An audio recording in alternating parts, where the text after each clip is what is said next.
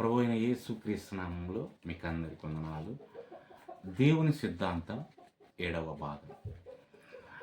ఈ 7వ భాగంలో దేవుని ఉనికికి బైబిల్ ఆధారాలు.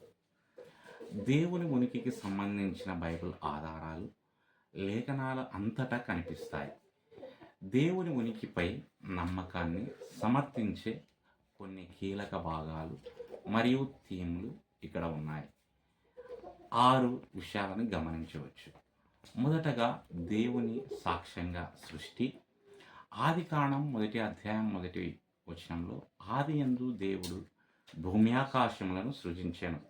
ఈ పద్యం దేవుడు అన్ని వస్తువుల సృష్టికర్త అనే పునాది నమ్మకాన్ని నొక్కి చెబుతుంది.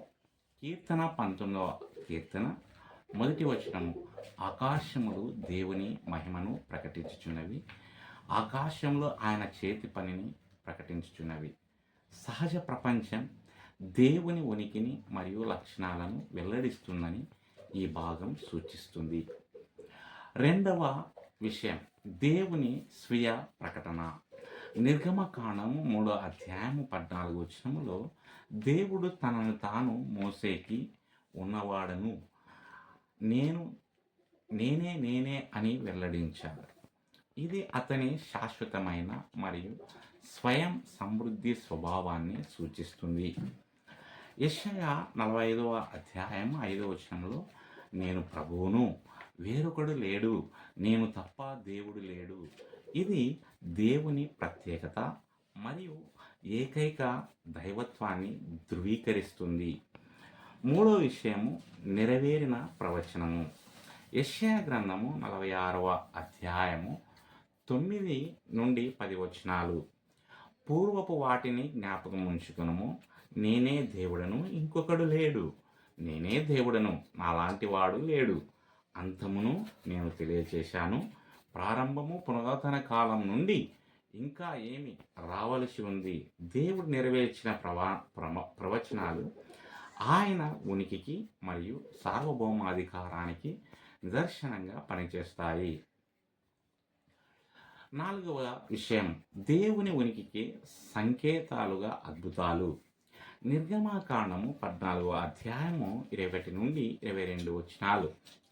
ఎర్ర సముద్రం యొక్క విభజన దేవుని అద్భుత జోక్యాన్ని మరియు శక్తిని ప్రదర్శిస్తుంది.